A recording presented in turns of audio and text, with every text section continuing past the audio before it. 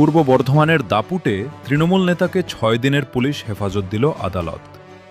আদালতের নির্দেশে জেল হেফাজত থেকে ৬ দিনের পুলিশ হেফাজতে পূর্ব বর্ধমানের মন্তেশ্বর পঞ্চায়েত সমিতির সভাপতি দাপুটে তৃণমূল নেতা আহমেদ হোসেন শেখ।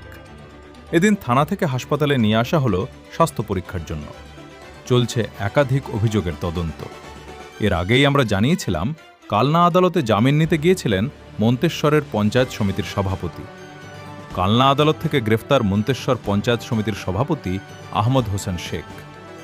সূত্রে জানা যায়, পুরনো মামলা জামিন নিতে কাল আদালতে হাজির হন তৃণমূল নেতা, অর্থাৎ পঞ্চায়েত সমিতির সভাপতি আহমদ হোসেন শেখ। জামিন নাকচ করলেন বিচারক এবং পাশাপাশি ১৪ দিনের জেল হেফাজতের নির্দেশ দেয় আদালত।